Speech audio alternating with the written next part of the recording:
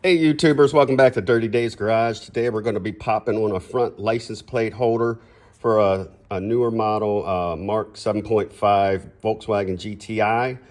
So you can see there's no front license plate on it. Maryland, unfortunately where I live, in the People's Republic of Maryland, it requires you have a front tag on. So we're going to show you how to pop this thing on.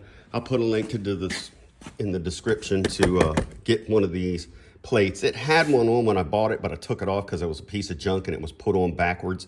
So the license plate was sticking out way to the left.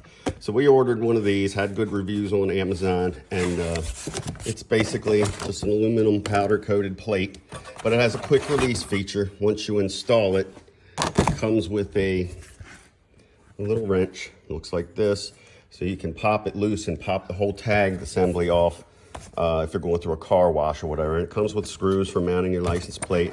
And this is what's going to go into that hole in the bumper to actually mount this to. So real quick, we'll go over to the car. I'm hoping you can hear me okay. I don't have my microphone hooked up today. And this is the access port where your tow hook goes. You're gonna push it on the left side and it should pop out. There you go. And there's like a little tab over here, so just pull it to the right a little bit. And it's got a little tether on it. Just pull it loose. Careful, if it's cold out, it could break, but in case you ever need to put this back in. But now we have access to the threaded hole for the tow hook, and we're gonna throw this in the glove box for future use. But let me grab the unit and we'll get that installed. All right, so for mine, just because these threads are really large, I put a couple drops of blue thread locker on. Just once we get it on that way, we'll know it's not gonna come loose. And just thread it in there gently. You know, don't cross thread it. Just keep jiggling it until you know you got it in there. And thread it in as far as you can. And there we go. And we'll take the supplied wrench. Maybe. Doesn't exactly fit on there, does it? There we go. And just give it a little turn just to be safe. And once that's on, then you can pull this bolt out. Or you could do that before you tighten it up. And we're going to pull that out. Actually, it doesn't have to come all the way out because the new plate should just snap on there.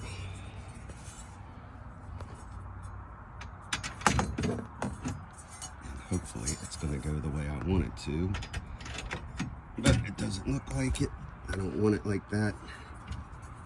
I want it the other way.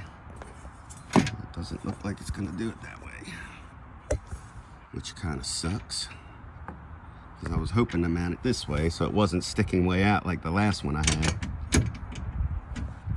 I mean, that's not too bad. At least it's at somewhat of an angle. But what you'll do is once you get it on there where you want it, tighten it up. And then if you go to the car wash or whatever, you just keep that wrench in your glove box and you just loosen that nut up a little bit. And then you can slide this off the bracket. You'll see it's kind of slotted.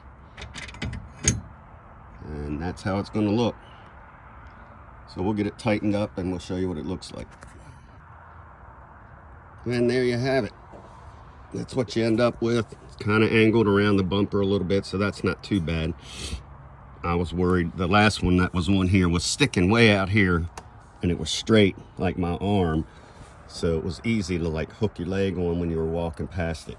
But this will get a tag on the front without drilling any holes in the front of your car, which nobody wants to do. And this thing's pretty sturdy. It's gonna last a long time. And again, it comes with the mounting hardware, so I just need to put my tag on and I'm good to go. So thanks for watching. Please remember to like and subscribe, and we'll see you next time on Dirty Dave's Garage. We'll probably have a lot of GTI upgrade videos coming, so stay tuned.